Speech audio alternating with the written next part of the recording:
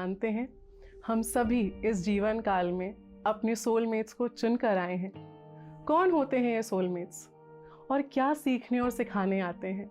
नमस्कार, मैं राधिका आप सभी के बीच फिर से हाजिर हूँ संसार में निर्वाण के एक नए अध्याय के साथ। आज हम पिरामिड मास्टर्स हितेश और शुभांगी का तहे दिल से इस मंच पर अभिवादन करते हैं, उनका स्वागत करते हैं। इन दोनों के बारे में मैं क्या बोलूं, सभी लोग, सभी PSSM जगत के, ध्यान जगत के लोग इनको भली भांति जानते हैं। कोई इनके असीम सेवा भाव से प्रभावित है तो कोई इनसे कपल गोल्स लेना चाहता है। तो आइए जानते हैं इन्हीं की जुबानी इनकी प्रेम कहानी। हितेश और शुभांगी, आपका बहुत स्वागत है संसार में निर्वाण के कार्यक्रम में। नमस्ते। नमस्कार। बहुत बहुत ज़्यादा आज हम एक्साइटेड हैं, बहुत खुश हैं कि आप दोनों यहाँ पर आए हैं। तो इससे पहले कि हम आप दोनों की जीवन यात्रा आपस में कैसे शुरू हुई उसकी शुरुआत करें, मैं चाहती हूँ आप दोनों आज हमें ये बताएं कि आप दोनों कौन हैं, हितेश कौन है और शुभांगी कौन है, ये हम सभी लोग जानना चाहते हैं। तो हितेश, हम सबसे पहले आपसे शुरुआत करते हैं। तो वास्तविकता में तो हमारा कोई परिचय नहीं है, किसी का कोई परिचय नहीं है, क्योंकि कुछ भी दो नहीं है। पर हाँ, अगर भौतिक स्तर पर मुझे अपने बारे में बताना हो तो मेरा नाम हितेश वशिष्ठ है और मेरा जन्म पंजाब के एक छोटे से शहर खन्ना में हुआ। वहीं से मेरा पढ़ना लिखना हुआ और इस समय मैं एक mind body spirit connection coach के स्तर पर काम करता हूँ, जहाँ हम लोगों को सहायता करते हैं जो खुद को एक बेहतर रूप में जानना चाहें, अपने सही स्वरूप को जानना चाहें, तो उन लोगों के साथ काम करते हैं। वाह, ये भी एक अलग तरह का इंट्रोडक्शन हमारे बीच में आज। तो जो भी हमारे श्रोतागण हैं जो देख रहे हैं कि वो पहले इस भौतिक स्तर पे एक HR डिपार्टमेंट में काम कर रहे थे और आज उन्होंने अपनी रियलिटी को, अपनी ऑथेंटिसिटी को यहाँ पे बढ़ाते हुए वो आज एक लाइफ कोच हैं। तो अब इसी के साथ हम बढ़ते हैं शुभांगी की ओर। शुभांगी, आप अपने बारे में क्या बताना चाहती हैं सभी को? जी, मेरा जन्म दिल्ली में हुआ, मेरी पढ़ाई भी दिल्ली में हुई और एजुकेशन पे मैंने जर्नलिज्म किया हुआ है, डिप्लोमा लिया हुआ है और मैं वहीं पे ही जॉब करती थी। जैसे मॉर्निंग टू इवनिंग होता है कि आप सारा टाइम अपने जॉब में, करियर में लगाते हैं, बट कहीं ना कहीं मुझे अंदर ये प्रश्न उठने लग गए कि ये कुछ मिसिंग है लाइफ में। ये सवाल आने लग गए कि कुछ अधूरा है और उसी खोज में मैं निकल पड़ी अपने सवालों को लेकर। और 2010 था जब मैंने अपना ये प्रोफेशन छोड़ के फुल टाइम में लाइफ कोच इस स्तर पर आ गई कि लाइफ कोच बनी और लोगों के साथ मैंने काम करना शुरू किया। और मुझे बहुत पसंद है नेचर और बच्चों के साथ काम करना। तो मुझे लगता है कि बच्चों से हम बहुत कुछ सीखते हैं और उनके साथ रहना ही, जस्ट उनकी प्रेजेंस में ही रहना मुझे बहुत अच्छा लगता था। और मुझे लगता था कि ये सही मायने में बच्चे जो हैं वो लाइफ को सेलिब्रेट करते हैं हर मोमेंट पे। बिल्कुल। तो मुझे लगा कि मुझे वो चीज़ उन बच्चों से मैंने सीखा और मुझे लगा कि यही मेरा उद्देश्य है अब, कि लोगों को सहायता करना, उनको दिखाना कि लाइफ को वो सेलिब्रेट कर सकते हैं, उसको एंजॉय कर सकते हैं। और यही मैं अभी कर रही हूँ और सेलिब्रेट कर रही हूँ जीवन को और इस सफ़र पे खुशहाली बांटना और बढ़ाना, मुझे लगता है यही हम सबका उद्देश्य है। वाह, तो अब हम अपनी यात्रा पे आ जाते हैं कि ये आपकी जो यात्रा है, आप दोनों की अरेंज्ड मैरिज थी, आप दोनों की लव मैरिज नहीं है। जो सोचने में ऐसा लगता है कि ये तो कुछ तो यहाँ पे गड़बड़ है, ऐसा तो नहीं हो सकता। तो हम ये जानना चाहते हैं कि आपकी जो अरेंज मैरिज थी, कैसे आप दोनों एक दूसरे से मिले? हुआ ऐसे था कि मेरे चाची हैं, मेरे चाची और शुभांगी के मासी, वो पड़ोसी थे जी। और बहुत अच्छे मित्र थे। तो बस उन दोनों ने एक दूसरे से बात करी और हम दोनों को एक दूसरे की तस्वीरें भेजी गई। तो मैं अपने पक्ष का बता सकता हूँ, फिर शुभांगी अपने पक्ष का बता सकती हैं। तो जब मुझे याद है मैं उस दिन ऑफिस से घर आया था और एक पोस्ट घर में आई हुई थी और मेरी मम्मा ने मुझे वो पोस्ट हैंड ओवर करी और उसके अंदर शुभांगी की फ़ोटो थी। तो जब वो पहले मुझे पोस्ट दी गई तो मुझे आया कि हर लड़के की तरह कि अभी समय नहीं है, मैं शादी नहीं करना चाहता, अभी तो बहुत कुछ पड़ा है, मुझे इस चीज़ में नहीं घुसना, मतलब कि मैं रेडी नहीं हूँ। वो सारे प्रश्न, हर तरह के प्रश्न हमारे साथ थे। पर जैसे ही मैंने शुभांगी की फ़ोटो को देखा तो मेरे को लगा कि कुछ रुक गया है, कुछ समथिंग, मतलब कि कुछ मेरे अंदर ठहर गया कि वो प्रश्न जो था वो धीरे धीरे शून्य में जाने लगा। तो फिर मुझे लगा कि हाँ, अगर ऐसा लग रहा है तो चलो कोई बात नहीं, हम मिलते हैं, क्योंकि मेरा ऐसा कोई ऐसा एक्सपीरियंस नहीं था कि मैं कभी किसी से मिला हूँ, या मेरे ख्याल से शुभांगी भी पहली बार ही हम एक दूसरे को, that was the first experience. तो बस जब हमारी मिलने की बारी आई तो हम पहले पहुंच गए, शुभांगी थोड़ा लेट आई। पर जब शुभांगी आई तो जब मैंने इसको देखा तो मुझे, जैसा मैं अपना जीवन साथी सोचता था, इनफैक्ट जब कोई टीनेजर भी अपने बारे में सोचता है और सोचता है कि मेरा बॉयफ्रेंड या मेरा गर्लफ्रेंड कैसा होगा, एक अपने अंदर एक तस्वीर बनाते हैं, छवि होती है। हाँ जी, बिल्कुल। तो मेरी जो तस्वीर मैं कहूँ वो बिल्कुल शुभांगी के उस समय से मिलती थी। तो जब मुझे लगा कि ऐसा कैसे हो सकता है, मतलब कि जो मैं अपने भीतर सोच रहा था कि वैसा ही इंसान, जैसे एक छोटी सी चीज़ बताता हूँ कि जैसे मुझे लगता था कि मेरे को उस समय में मैं सोचता था कि मेरा जीवन साथी लंबा होना चाहिए, तो Shubhangi she is fairly tall, और मुझे लगता था कि मेरे जीवन साथी के लंबे बाल होने चाहिए, स्ट्रेट बाल होने चाहिए, तो वो भी थे।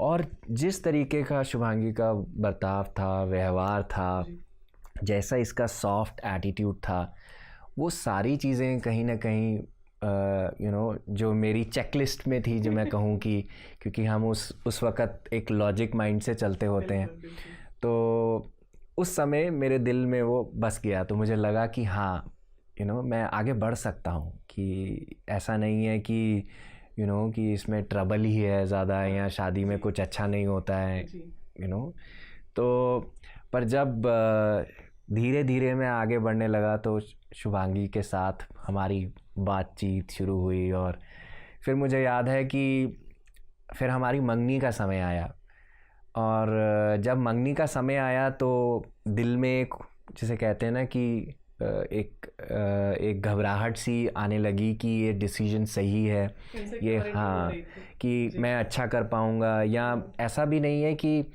मुझे लग रहा था कि ये डिसीजन सही है, पर मुझे ये था कि मैं इसको अपनी तरफ से बेस्ट कर पाऊँगा इसके लिए। Will I be a good husband to her, will I be a right partner for her, that was the thing. तो बस इसी में थोड़ा मैं जूझ रहा था। मुझे याद है जाने से पहले मैंने और मेरी दीदी ने, हमने दोनों ने ध्यान किया, और फिर हम इमीडिएटली इवेंट पर चले गए, अपनी वेन्यू पर चले गए। और जब हम वहाँ गए तो मेरे फादर इन लॉ ने मुझे मेरे थर्ड आई पे टच किया, और क्योंकि वो तिलक कर रहे थे, जी। तो जब उन्होंने मुझे थर्ड आई पर टच किया, मेरे क्षण मात्र से भी छोटे क्षण के लिए मेरी आंखें बंद हुई, और उस समय में मैंने बहुत सारी डिवाइन एनर्जी को फील करा। तो मुझे ऐसा लगा कि बहुत सारे देवी देवता, बहुत सारे गण उस समय हमें ब्लेस कर रहे हैं जी। तो जब मुझे वो एक्सपीरियंस हुआ तो मुझे लगा कि कि ये रिश्ता ठीक है, मतलब कि अब जैसे कहते हैं कि एक स्टैंप लग जाना, तो मुझे लग गया कि हाँ बहुत अच्छा सब कुछ रहेगा। तो बस उसके बाद मेरी जो घबराहट थी शादी को लेके या जैसे भी था, तो वो सब कुछ थमने लगा, और तो ऐसे ही मेरी यात्रा शुभांगी के साथ शुरू हुई।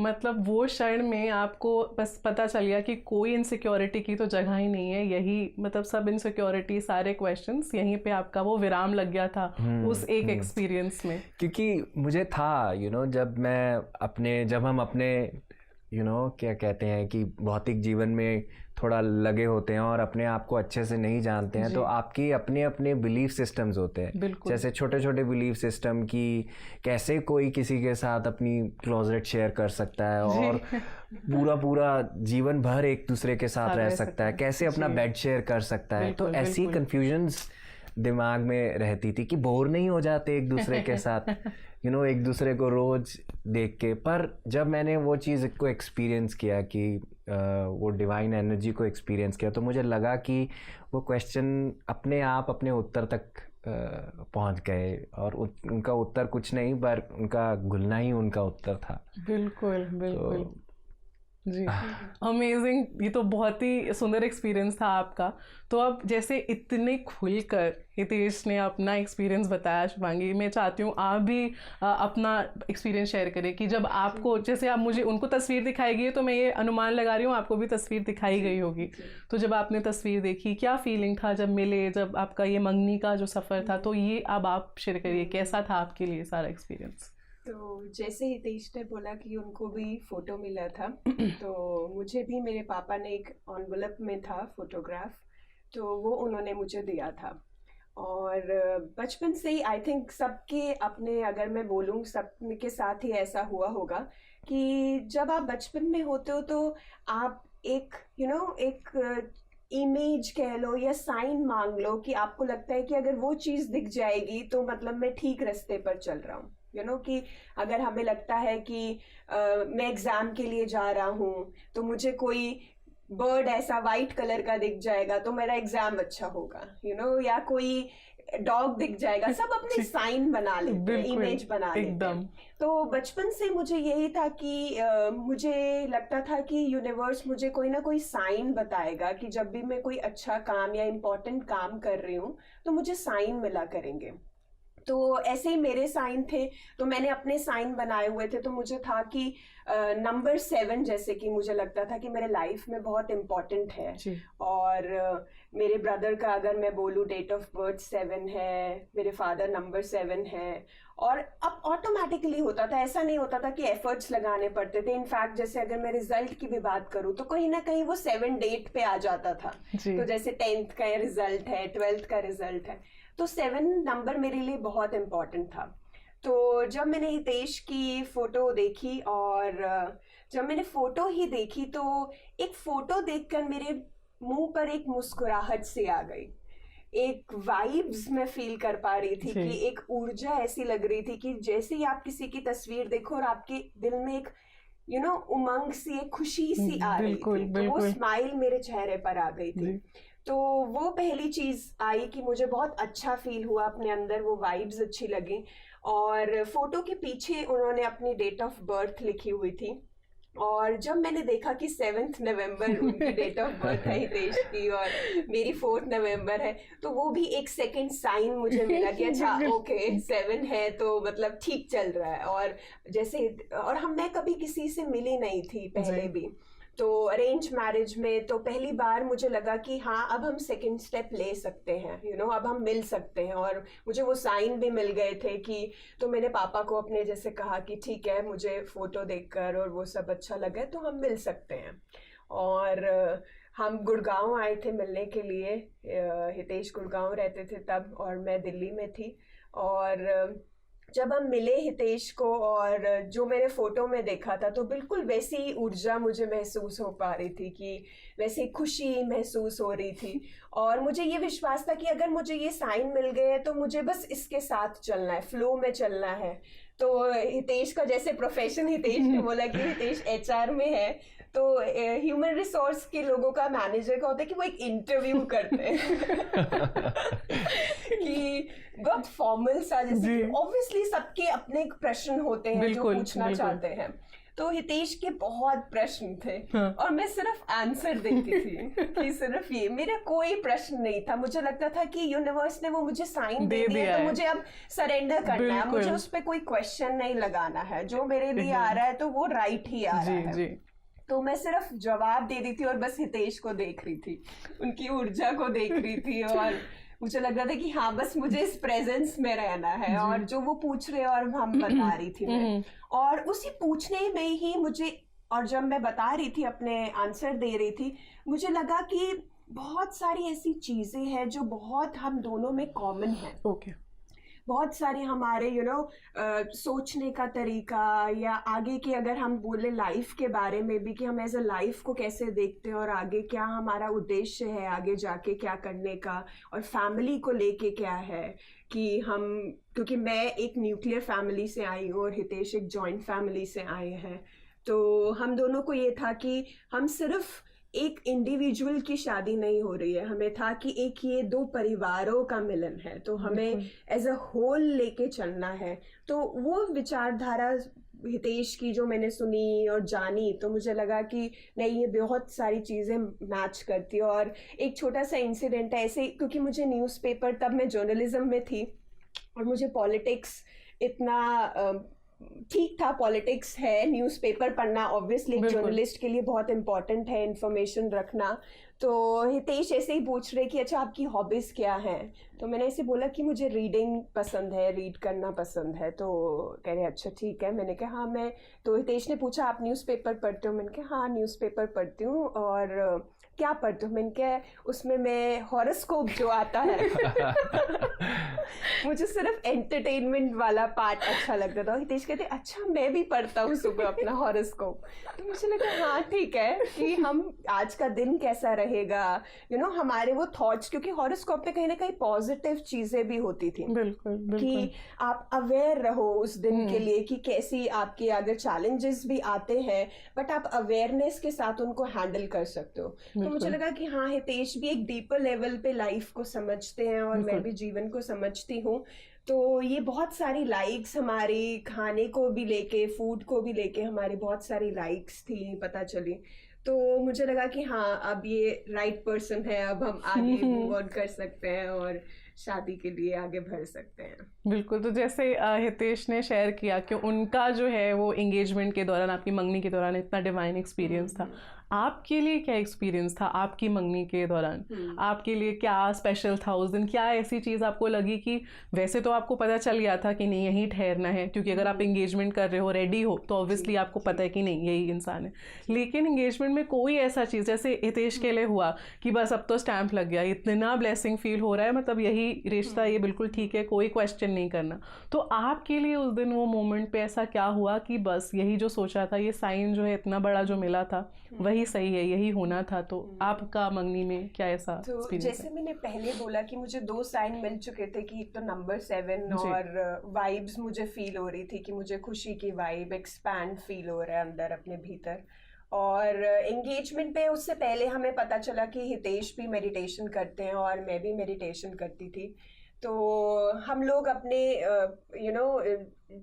एंगेजमेंट से पहले हमने ये शेयर करा कि हम मेडिटेशन करते हैं और आपका क्या इंटरेस्ट है मेडिटेशन को लेके। तो मैंने भी बोला कि मैं भी मेडिटेशन करती हूँ, इनफैक्ट मेरी पूरी फैमिली मेडिटेशन करती है। तो हम ये अपने एक्सपीरियंसेस शेयर करते थे और हमने बात करी, थोड़ा मेडिटेशन के ऊपर बात करी, बहुत सारे मेरे भी सवाल थे मेडिटेशन को लेके।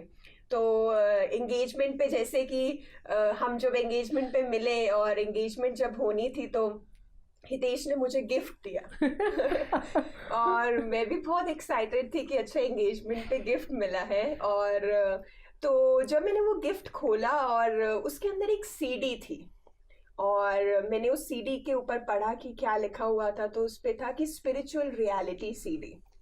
तो पहले तो मुझे लगा कि गिफ्ट है और ये स्पिरिचुअल रियलिटी सीडी ये क्या है। तो फिर हितेश ने बताया कि जो भी हम, मेरे सवाल थे ध्यान को लेके, क्योंकि मुझे पता करना था कि हम जो करते हैं क्यों करते हैं, उसके पीछे का रीजन जानना था और उसके पीछे का विज्ञान जानना था। तो हितेश ने मुझे बोला कि आप ये सीडी देखो, और वो कुछ आई थिंक 1.5 घंटे की सीडी थी, कि इसमें बहुत सारे तुम्हें अपने जो सवाल हैं उनके जवाब मिलेंगे। और बिल्कुल ट्रू सेंस में मैं कहूँगी वो इतना प्रेशियस गिफ्ट जो हितेश ने मुझे दिया, उससे मेरी लाइफ ही बिल्कुल ट्रांसफॉर्म हो गई। बिल्कुल। और जब वो मैंने सीडी देखी, मैं कहूँगी 60% मेरे जो सवाल थे वो वहाँ पे ख़त्म हो गए। और मुझे लगा कि जब मुझे अपने अंदर, आपको होता है ना कि एक सेटिस्फाइड फीलिंग होती है, तो वो एक्सपीरियंस जब हुआ तो मुझे लगा कि मेरे सारे जो सवाल हैं वो कहीं ना कहीं खत्म हो गए हैं। अब कोई सवाल ही नहीं रहा है मेरे जीवन में, मुझे ऐसा लगा। और हितेश के मिलने के बाद लगा कि बस यही संसार में कहूँगी कि बस जो मिलना था, जो ढूंढ रही थी, वो कहीं ना कहीं मिल गया। अब कोई जो सवाल भी थे, मैं कहूँगी पहले थे, वो कहीं ना कहीं खत्म हो गए थे, वो सवाल ही नहीं रहे। बिल्कुल जी। तो वो एक्सपीरियंस मेरा एंगेजमेंट का बहुत अच्छा था कि जब मैंने वो सीडी देखी और मुझे लगा कि ये भी एक साइन है यूनिवर्स का, जो हमें बता रहा है कि हम सही दिशा में चल रहे हैं और सब बहुत अच्छा होने वाला। जो अभी आपने जो एक्सपीरियंस शेयर किया, सबको ध्यान होगा जो मैंने आपको इंट्रो दिया था, उसमें मैंने बोला लोगों को कपल गोल्स चाहिए होते हैं। तो ध्यान जगत में कपल गोल्स क्यों चाहिए थे, वो आप लोगों को समझ में आ रहा होगा कि इस भौतिक जीवन में रहकर आप ध्यानी भी हैं, लेकिन भौतिक जीवन का पूरा आनंद आपने उठाया है, उसको पूरा एक्सपीरियंस किया है। तो ये हमारे लिए एक अच्छी प्रेरणा है। तो अब मैं इसी के साथ अपने दूसरे प्रश्न पे जाती हूँ। वो ये है कि एक तो आपके जो आपका ये शादी का जो पूरा मोमेंट है, आपको कितने साल हो चुके हैं शादी के, और दूसरी चीज़ आपका मंगनी के बाद तुरंत शादी हो गया था, क्या था पूरा आपका जर्नी, शादी का थोड़ा समय जो अभी तक की यात्रा रही है, जितने भी वर्षों की यात्रा रही है, तो वो आप सबके साथ साझा करें। तो मैं और शुभांगी 2010 में मिले और 2010 में हमारी मंगनी हो गई। जुलाई 2010 में हमारी मंगनी हुई, हम फरवरी 2010 में मिले थे और फिर हमारी शादी के लिए पूरा 1 साल था। मतलब कि अगर मैं कहूँ कि तो 2011 में जनवरी में हमारी शादी हुई। और तो जो हमारा कोर्टशिप का टाइम कहते हैं, जैसे मंगनी और शादी के बीच का जो समय था, हमारे पास भरपूर समय था, 8-9 महीने थे। और अगर मिलने से वक़्त का देखा जाए तो पूरा 11-12 महीने थे। और उसमें हमने एक दूसरे को बहुत अच्छे से जाना, क्योंकि हम वीकेंड्स में मिलते थे, कई जगहों पे शॉपिंग भी इकट्ठी करते थे और एक दूसरे से खूब बातें करते थे। और अपने इंटरेस्ट को हमने मेरे ख्याल से वहाँ पे ज़्यादा एक्सप्लोर करा। और जैसे शुभांगी ने स्पिरिचुअल रियलिटी सीडी की बात करी, तो जब हमारा रोका हो गया था तो उस वक़्त फिर जब हम मेडिटेशन की बात करने लगे, मुझे बहुत अच्छा लगा जब शुभांगी ने बताया कि वो भी मेडिटेट करती हैं। तो बस फिर हमारा जो डेटिंग समय था, मैं कहूँगा कि मंगनी से लेकर शादी तक का समय, वो एक स्पिरिचुअल डेटिंग में बदल गया। वाह। और आप इसको मैं कहूँगी अरेंज मैरिज नहीं हम कह सकते, कराई तो हमारे माता पिता ने अरेंज मैरिज ही थी, बट जो ये टाइम हमें जो मिला, मैं कहूँगी वो अरेंज अपने आप ही लव मैरिज में चेंज हो गया, क्योंकि हम एक दूसरे को और अच्छे से जान पाए, समझ पाए, टाइम व्यतीत कर पाए एक दूसरे के साथ। तो मैं कहूँगी ये लव मैरिज में ही कन्वर्ट हो गया था पूरी तरह से। तो जैसे अभी आप दोनों ये अपना एक्सपीरियंस साझा कर रहे हैं, तो मैं चाहती हूँ कि अब हमारे दर्शकों को ये भी बताएं कि कितना समय हो चुका है आपकी शादी को, और क्या आपने साथ में एक्सपीरियंसेस लिए, क्या कभी ऐसा उतार चढ़ाव आया। क्योंकि अभी जैसे हमने जो भी एक्सपीरियंस शेयर किए, उसमें हमने आपका सारा कि बहुत अच्छा कनेक्शन है, सब कुछ बहुत लवी डवी, बहुत ही ऐसे कि सब कुछ अच्छे चल रहा है। बट आप दोनों ने ये जो भी समय बिताया, जितने भी आपके वर्ष हुए, क्या उतार चढ़ाव रहे, क्या आप दोनों ने साथ में देखा, कैसे आप लोग ग्रो किए एक साथ, तो वो मैं चाहती हूँ कि आप सबके साथ शेयर करिए, आप दोनों लोग। तो हमारी शादी को अगर मैं कहूँगी 2010 में हम मिले थे, तो अभी तक तो 11 साल हो चुके हैं। और शादी हमारी 2011 में हुई, तो मैं कहूँगी 10 साल हो चुके हैं हमें शादीशुदा हुए। और उतार चढ़ाव की अगर बात करें तो 2010 में जैसे मैंने अपना प्रोफेशन छोड़ दिया था, बिकॉज मुझे था कि मेरे को गुड़गांव अब शिफ्ट होना है, तो मैं कहीं गुड़गांव में ही जॉब करूँगी। और 2010 में मैंने अपनी जॉब छोड़ दी थी, और पता नहीं था कि फिर दोबारा कि मेरे को था कि मैं जॉब करूँगी, बट मेरी जो मैं कहूँगी अध्यात्म की जर्नी जो शुरू हुई, मैं और ध्यान और मिली सबसे, अपने मास्टर से, टीचर से मिली, तो वो मेरे ख्याल से वो जॉब मेरी छुट्टी ही रह गई। और मैं पूरी तरीके से इस लाइफ कोच बनना, और मुझे लगा ये है मेरा उद्देश्य, और मैं वो करने लगी। और हितेश ने डिसाइड किया, मेरा एक्चुअली था कि पहले तो मैं 2012 तक तो मैं काम ही कर रहा था, because by education I was MBA human resources, I am MBA human resources. तो जिस कंपनी में मैं काम करता था वहाँ पे मेरे बॉस बहुत अच्छे थे, एंड मैं ऑर्गेनाइजेशनल हायरार्की बहुत जल्दी क्लाइंब करा, मतलब कि 5 साल में ही मैं बहुत अच्छे रोल में पहुँच गया, एंड हरियाणा के लार्जेस्ट एम्प्लॉयर के साथ काम करता था विद 25,000 पीपल वर्किंग। पर मुझे अपने में ये लगता था कि कुछ खाली है, जो मैं कंट्रीब्यूट करना चाहता हूँ या मेरा जो पोटेंशियल है वो निखर कर बाहर नहीं आ रहा है, क्योंकि बहुत सारी लिमिटेशंस के अंदर रह के कभी कभी कॉर्पोरेट में आपको काम करना पड़ता है। तो बस इसी इच्छा से मुझे आया कि नहीं, मुझे कुछ और करना है। और अंदर से आवाज़ तो आती थी कि ह्यूमन रिसोर्स के आगे बढ़कर, और जहाँ पे आप किसी को और ख़ुद को एक सही माध्यम से आप जान पाओ, सही माध्यम से अपने जीवन को जी पाओ, और खुशहाल होने की वो जो की है वो अगर आप जान पाओ और दूसरों की सहायता कर पाओ, तो वही हमारा उद्देश्य है। बिल्कुल। तो बस इसी उद्देश्य को सोचते हुए मैंने लाइफ कोचिंग, हमने बहुत सारी ट्रेनिंग ली, डॉक्टर न्यूटन, डॉक्टर लक्ष्मी पत्री जी, इन सब से हमने बहुत कुछ इनके सानिध्य में रहकर बहुत चीज़ें सीखी। पर डर तब भी था कि अपने प्रोफेशन को छोड़ के कुछ ऐसा चूज़ करना जिसमें अभी इतनी एस्टैब्लिशमेंट नहीं है, या मुझे करना चाहिए नहीं करना चाहिए। तो मुझे याद है अभी भी 2011 में जब हमारी शादी हो गई, तो फिर मैंने 3 घंटे ध्यान करने का सोचा। रोज़ रेगुलर मैं 3 घंटे ध्यान करता था, क्योंकि मुझे अपना डर बहुत था उस वक़्त। डर ये कि मेरी जो सिक्योर लाइफ है मैं उसको छोड़ के करना तो चाहता हूँ, पर इनसिक्योर फील होता था, फियरफुल फील होता था कि कैसे होगा सब कुछ, how will everything be managed. तो मैंने 40 दिन का संकल्प लिया, 3 घंटे में रेगुलर ध्यान करता था। और मुझे याद है कि मुझे साल भर लगा उस चीज़ को, अपने फियर को प्रोसेस करने में, उसको ख़त्म करने में। और फिर जब वो 40 दिन ख़त्म हुए, मुझे याद है मैंने अपना रेजिग्नेशन अपने कंपनी में सबमिट किया। उस दिन से जो मैंने देखा कि जो मेरी वेलबींग थी, जो मेरा अपना खुद का खुद से कनेक्ट था, जो मेरा खुद से जो रिश्ता था वो और गहरा होता चला गया। और मुझे लगता है कि मैं ये कर नहीं पाता, क्योंकि शुभांगी का इसके अंदर बहुत बड़ा रोल है। क्योंकि मुझे लगता है क्योंकि हमारी शादी को उस वक्त ज़्यादा समय हुआ नहीं था, और मैंने आके कहना इसको शुरू कर दिया कि नहीं, मुझे कुछ और करना है। तो शायद कोई भी लड़की अगर उस तरीके से सोचेगी, उसको होएगा कि मेरे पति एक अच्छी जॉब में हो, एक वेल सेटल्ड जॉब में हो, ताकि हमारी जो फ्यूचर प्लानिंग है वो बहुत अच्छे से चल पाए। पर ऐसा हमें कभी मेरे को कभी भी शुभांगी ने इस चीज़ के लिए प्रश्न नहीं करा, और इन्होंने हमेशा ये कहा कि अगर तुम्हें लगता है कि तुम्हें ये करना है तो ठीक है आप करो। कभी भी मेरे बीच में प्रश्न नहीं डाला उस चीज़ में। आई थिंक वो बहुत बड़ी स्ट्रेंथ रही है मेरे लिए इस चीज़ में आगे बढ़ने के लिए।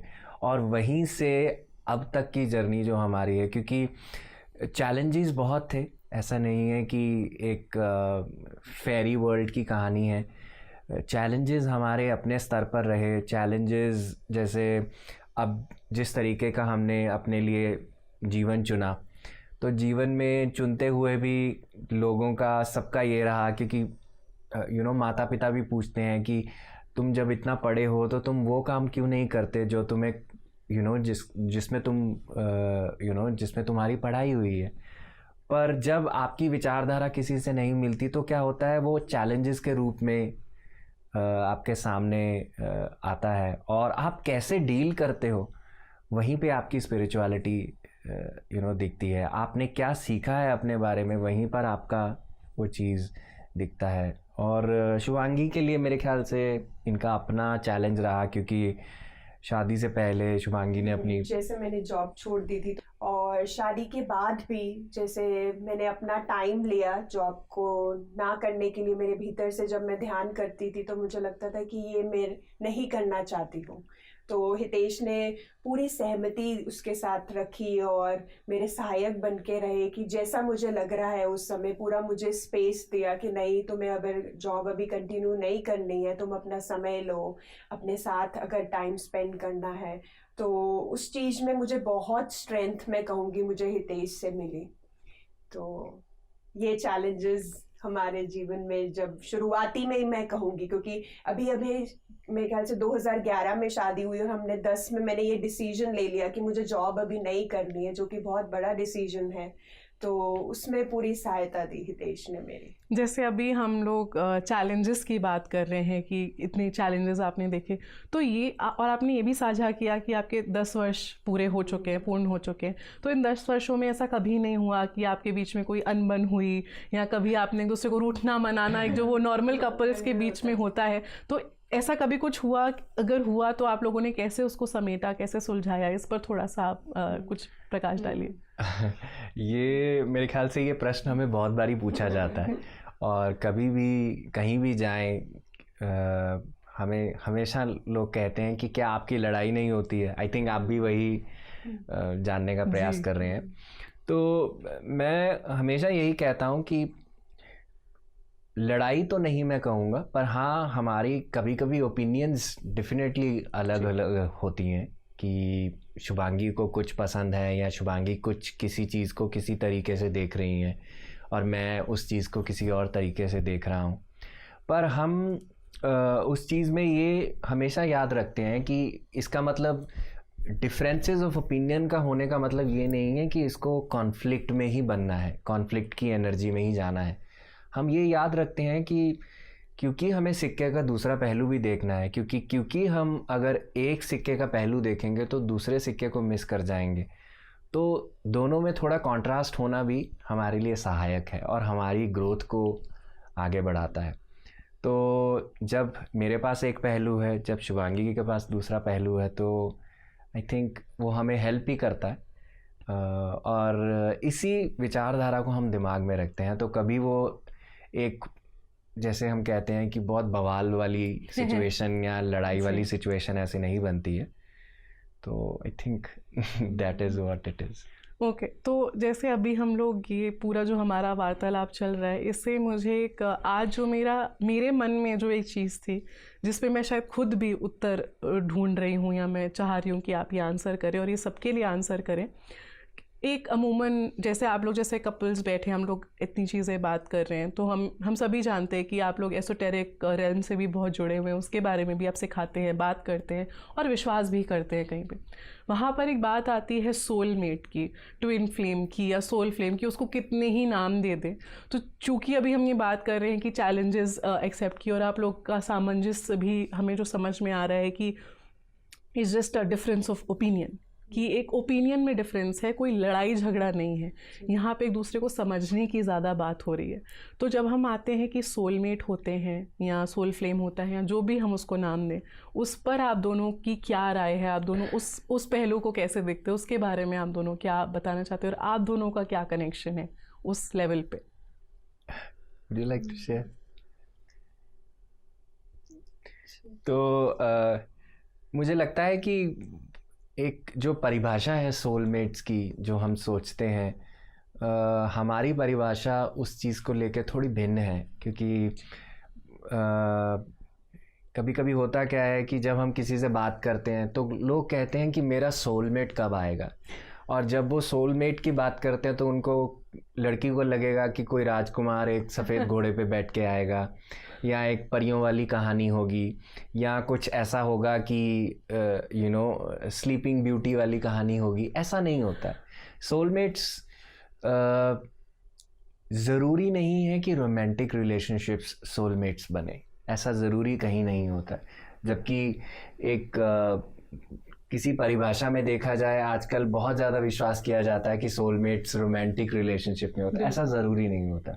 सोलमेट्स का मतलब होता है कि वो व्यक्ति जो आपके साथ इस जीवन में है, और जो आपके जो एक विकास में, जो आपके आत्मिक विकास में आपकी सहायता करे, वो आपके लिए एक सोलमेट के समान है। आपका सोलमेट आपके माता भी हो सकते हैं, आपका सोलमेट आपके पिता भी हो सकते हैं, आपके भाई बहन, आपका बॉस, सब हो सकते हैं।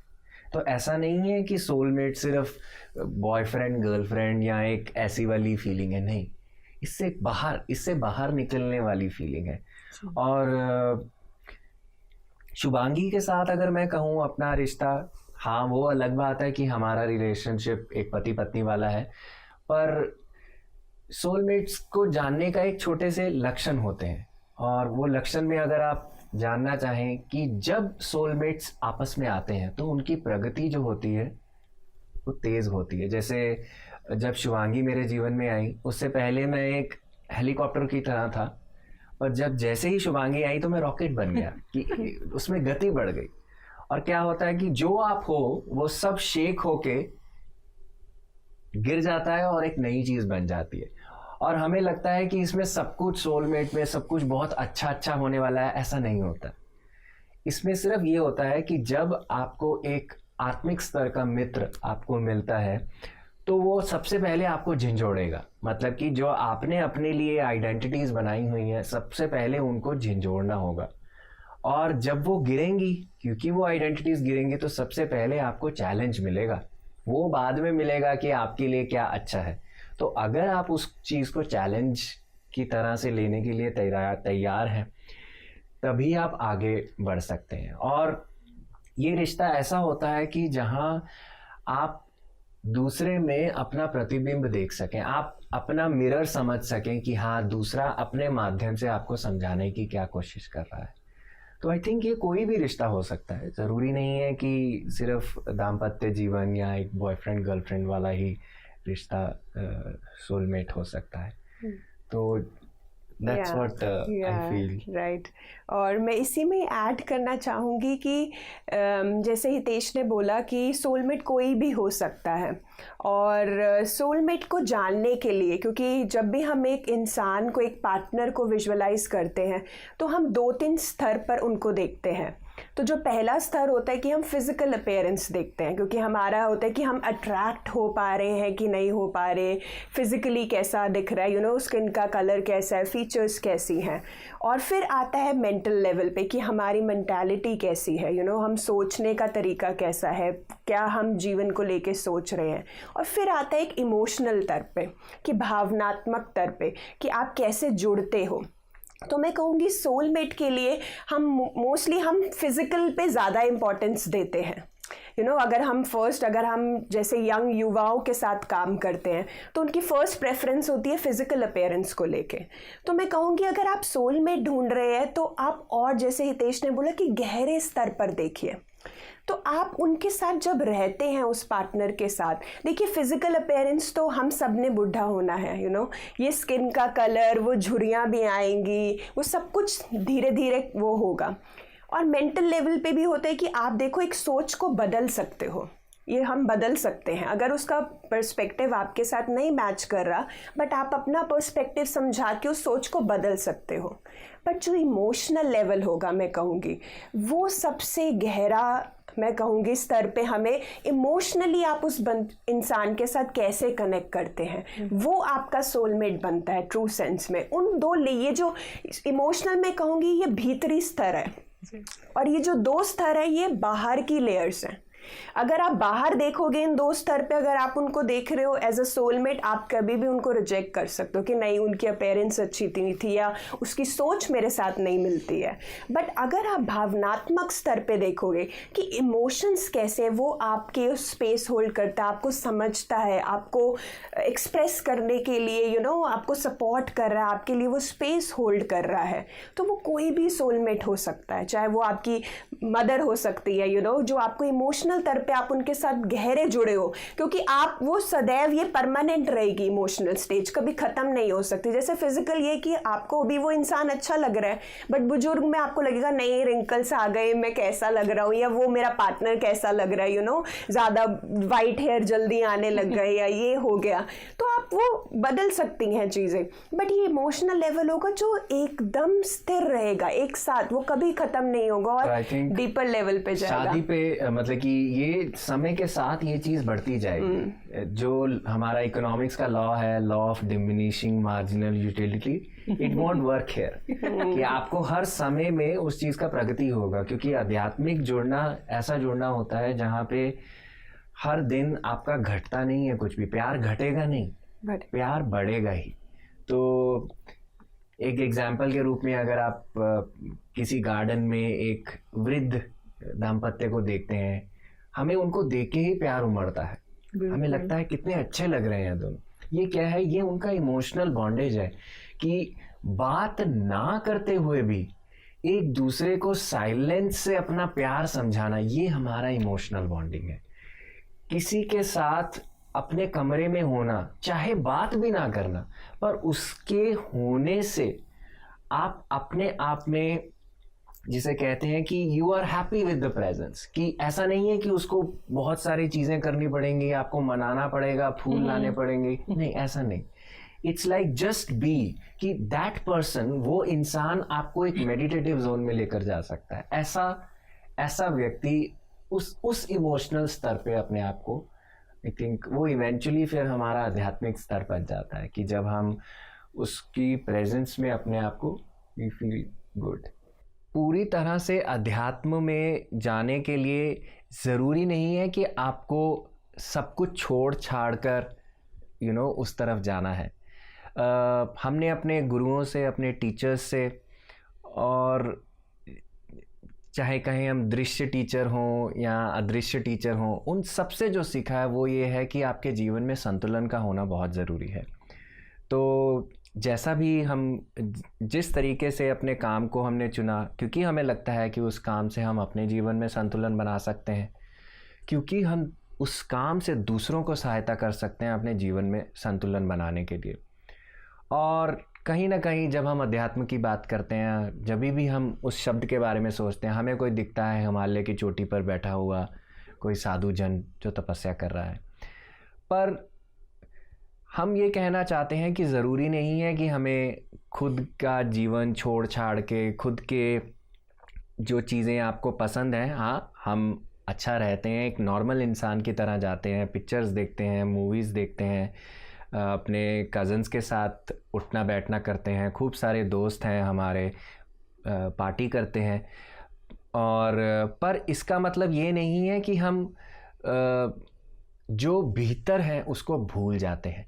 जब हम उसको याद रखकर अपने संसार को एंजॉय करते हैं तो क्या होता है, हमारी जो एंजॉयमेंट है वो 10 गुना हो जाती है, और उसमें से फिर वो एक जो कहते हैं कि छोटी वाली टेम्परेरी खुशी नहीं आती, चिरकाल की इटर्नल हैप्पीनेस उसमें से बाहर आती है। तो आई थिंक यही चैलेंज हमारा मेजर जो लर्निंग हमारे 10 ईयर्स की रही है, मेरे लिए मैं यही कहूँगा कि जो हमने बैलेंस सीखा, और ये सीखा कि संसार निर्वाण के बराबर है। अगर संसार नहीं तो निर्वाण की महत्वता आप समझ नहीं सकते। इसीलिए अगर एक है तो ही दूसरे का जो स्वरूप है आप जान सकते हो, नहीं तो आपको प्यास नहीं लगेगी तब तक आप पानी की मिठास नहीं जानोगे, आपको संसार नहीं मिलेगा आप तब तक निर्वाण नहीं जानोगे। आई थिंक मेरे लिए यही लर्निंग मोस्ट इम्पॉर्टेंट रही है। शिवांगी अपने तरीके से कुछ कहना चाहें?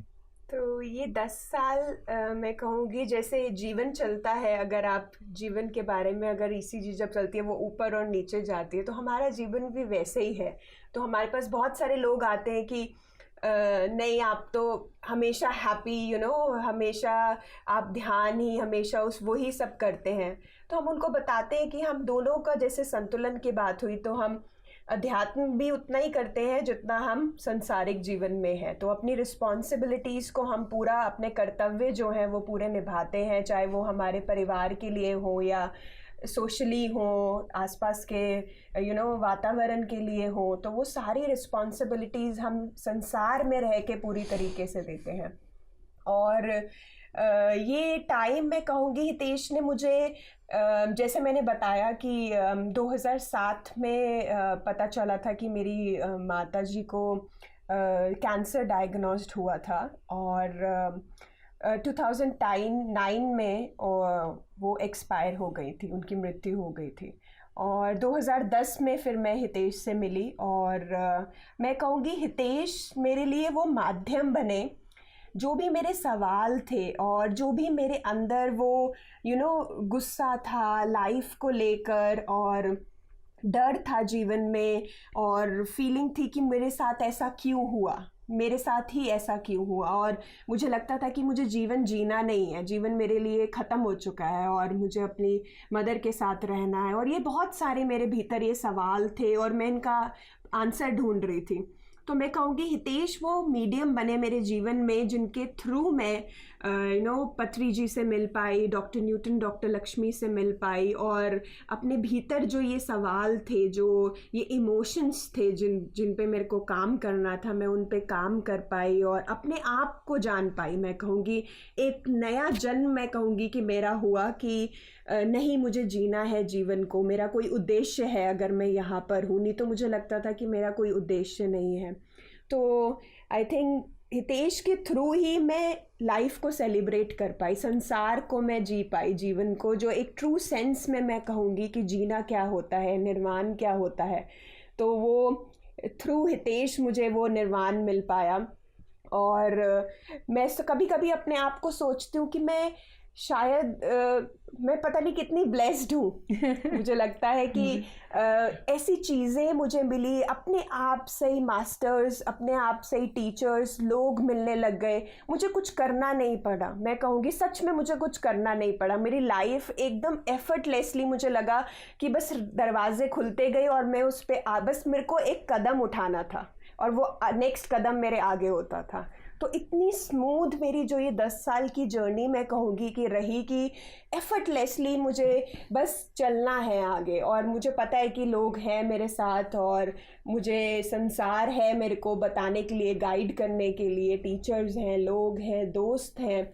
तो इतनी बड़ी जो कम्युनिटी मिली हमें, हम बहुत ज़्यादा मुझे ग्रेटफुल फील होता है उनके लिए, सब जनों के लिए। छोटी छोटी चीज़ों में जो हम खुशी देखते हैं ट्रू सेंस में, वो समझ आया ध्यान करने के बाद, अध्यात्म के बाद, और लाइफ को पूरी तरीके से हम सेलिब्रेट कर पाए। और मैं कहूँगी हमारे अगर एक और उद्देश्य की बात कहूँ कि हमारे जीवन में जो है, और वो है सेल्फलेसनेस का, कि जो भी हम करते हैं एक दूसरे के लिए भी कहूँ या आसपास लोगों के लिए भी कहूँ, वो कभी भी कोई मोटिव से या किसी को खुशी देने के लिए नहीं होता। जैसे एज अ पार्टनर में, रिलेशनशिप में भी आप एक्सपेक्ट करते हो कि हाँ वो मेरे लिए कुछ करे, या वो करेंगे ऐसा तो मैं खुश होंगी, या मैं ऐसा करूँगी तो हितेश खुश होंगे। तो ये अनसेड है हमारे मैं कहूँगी रिलेशनशिप में, कि जो खुद से सेल्फलेसली आता है कि हम किसी को एक्सपेक्टेशन या फिर किसी को देना, अगर मैं दूंगी तो मुझे मिलेगा, मैं उस देने से नहीं देती। तो ये एफर्टलेस है हम दोनों के रिश्ते में कि हम सेल्फलेसली एक दूसरे के लिए खड़े हैं और आसपास के जो लोग हैं उनके लिए हैं। तो यही हमारा उद्देश्य है कि जितना हम दे पाएँ सेल्फलेसली, अपने विचारों के प्रति दे पाए, अपने एक मुस्कुराहट के प्रति दे पाए लोगों को, तो उससे अगर वो उससे उनको मदद मिलेगी तो ज़रूर हम इसी चीज़ को आगे बढ़ाते रहें। इसी 10 साल मैं कहूँगी बस आगे हम यही सेल्फलेसली आगे बढ़ते रहे। और बहुत बहुत साल ऐसे 10 साल क्या 100 साल ऐसे ही बस खुशियाँ बांटते जाना है। तो अभी जैसे हमने आपका ये पूरा संसार में निर्वाण का जो स्टोरी जाना, तो मेरा अभी आखिरी प्रश्न है इस सेगमेंट के लिए, हमारे इस सत्र में, कि जहाँ पर हम थोड़ा डिटेल में जहाँ पर बातें करें, इसके बाद हमारे पास और बहुत कुछ है जो हम अभी आपके साथ पोटली खोलेंगे। पर मेरा क्वेश्चन ये है कि ये बहुत कम लोग जानते हैं, अभी जो हमारे श्रोतागण हैं उसमें शायद बहुत लोग जानते हैं, बहुत कम लोग जानते हैं कि हितेश ने एक बुक भी लिखी है और वो एविड रीडर भी हैं, तो जो आपने अपनी जो बुक लिखी थी सुंदरम स्पीक्स, उसकी स्टोरी क्या थी और इसमें शुभांगी का आपके लिए क्या रोल था, क्या आपका रोल प्ले था, या आपके मास्टर्स का आपके लिए इसमें क्या रोल प्ले था, इसमें थोड़ा सा आप इस पे रोशनी डालें, हमारे सारे दर्शकों को शेयर करिए अपनी स्टोरी। तो मेरी इस पुस्तक का नाम है Sundaram speaks, conversations to awaken your soul's wisdom. तो सुंदरम एक ऐसी ऊर्जा है, जैसे हम सबकी एक उच्चतम स्वरूप होता है, हायर सेल्फ स्वरूप होता है, या आप कह सकते हैं एक पेरेंट सोल होती है। जैसे आप सबके माता पिता यहाँ पे हैं, वैसे ही एक पेरेंट सोल वहाँ है जहाँ से आप निकले हैं। तो उस पेरेंट सोल का जो नाम है वो सुंदरम है।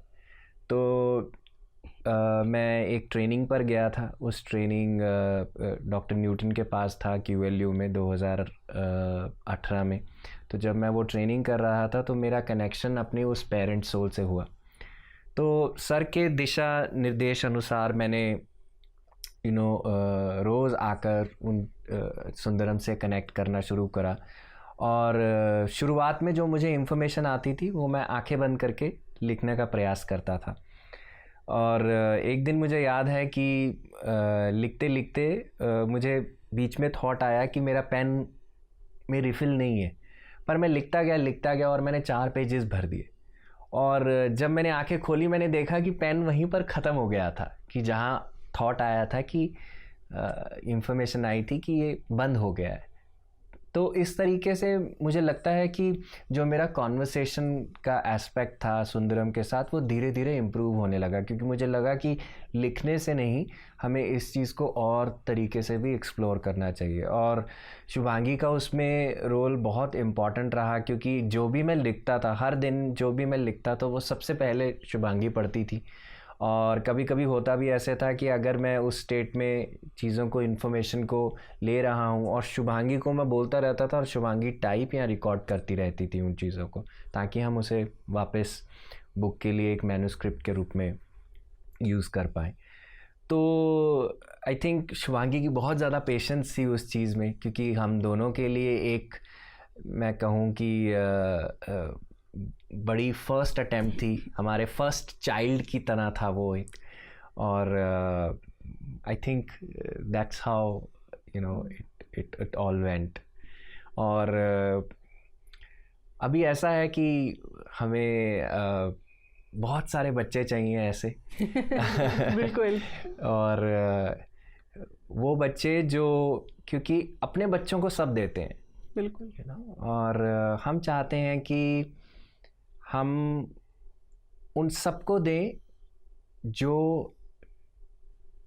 ऑब्वियसली मतलब कि अपने से बाहर निकल कर, आई थिंक शुभांगी सेल्फलेस की बात कर रही थी, इसी में है हम कि अपनों को हम सब देते हैं, पर हमें उससे आगे की तरफ देखना है। हमें लोग पूछते हैं कि आपका अभी बेबी क्यों नहीं है, हाँ, क्योंकि एक प्रश्न आता है। बिल्कुल। पर मैं उनको कहता हूँ कि ये एक क्यों डाला आपने, हमें तो करोड़ों के रूप में बेबीज चाहिए। We want lots and lots of babies. तो ऐसा नहीं है कि हमें एक बेबी से हमारा पेट भर जाएगा, ऐसा नहीं होगा। तो आई थिंक वो तभी पॉसिबल है जब हम अपना पर्पस लेकर आए हैं उसको हर इंसान को सेल्फलेसली दें। क्योंकि एक माता और पिता का रोल क्या होता है, अपने बच्चे को सेल्फलेसली देना। तो मदरहुड, फादरहुड लाने के लिए आपको मदर और फादर के रूप में आना ज़रूरी नहीं है।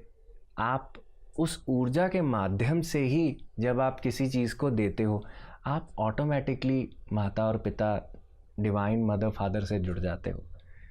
हालांकि हम जानते हैं हम देने वाले नहीं हैं, हम कुछ कर नहीं सकते, पर हाँ ये है कि विनम्रता से, ह्यूमिलिटी से अपने आप को प्रस्तुत करना है। जहाँ ज़रूरत है, जहाँ कर सकते हैं, वहाँ अपने आप को प्रस्तुत करने का सोचते हैं। कि जैसे शुभांगी ने एक कदम बढ़ाने का कहा, बाकी सारी जर्नी तो एफर्टलेस कही, और वो कदम क्या है, प्रस्तुत होने का।